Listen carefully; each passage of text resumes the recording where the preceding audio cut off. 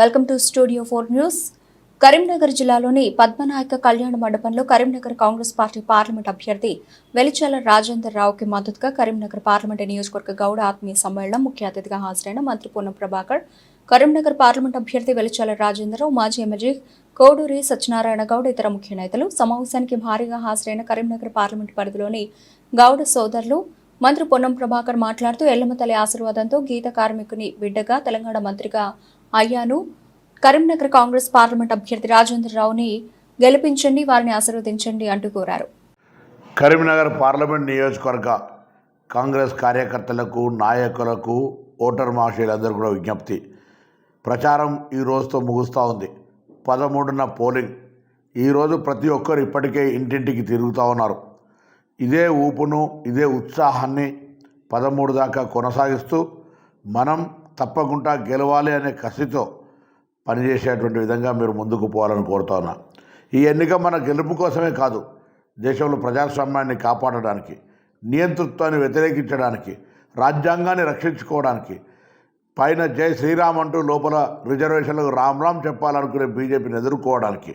కాబట్టి దయచేసి మీరంతా మీ బూతుల్లో మెజారిటీ ఓట్లు కాంగ్రెస్ పార్టీకి వచ్చే విధంగా శ్రమపడాలని కోరుతా ఉన్నా.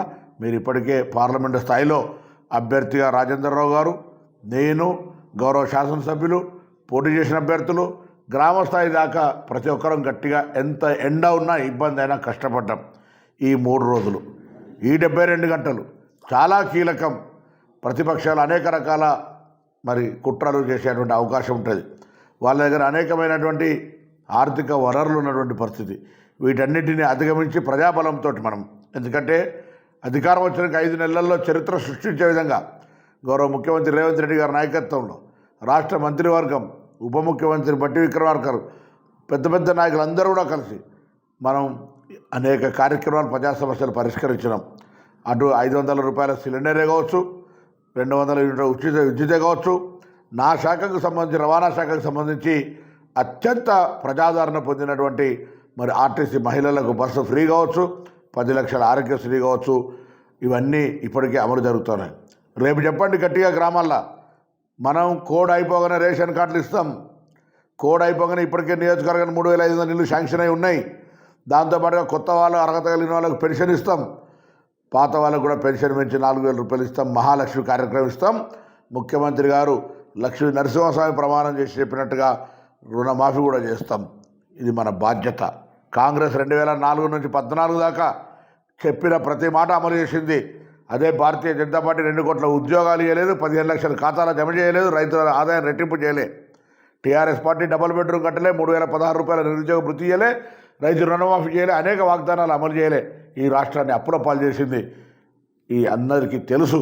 కానీ మనం వాళ్ళందరూ కూడా విజ్ఞప్తి చేయాల్సిన అవసరం ఉంటుంది. ఎన్నికల సందర్భంగా దయచేసి చాలా ప్రతిష్టాత్మకంగా తీసుకొని కరీంనగర్ లోక్సభ నుంచి, ఎందుకంటే ఈ రాష్ట్రానికి ఒక దరిద్రంలాగా మతతత్వమైనటువంటి అంశాల ద్వారా ప్రజల మధ్య వైషమ్యాలు సృష్టించే వ్యక్తి ఇక్కడికి పోవడాన్ని మనం ఆపకపోతే ఇది చారిత్రాత్మక తప్పవుతుంది. కాబట్టి దయచేసి ఆలోచన చేయండి.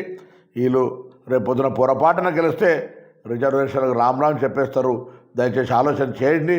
గ్రామ స్థాయి లోపల మొత్తం బూతులలో, ఎవరి బూతులలో, నేను పెద్ద లీడర్ను, నేను లీడర్ని అనుకునే వాళ్ళందరూ కూడా కోరుతా ఉన్నా, మీ బూతుల్లో మీరు మెజార్టీ 3 రోజులు పనిచేయండి.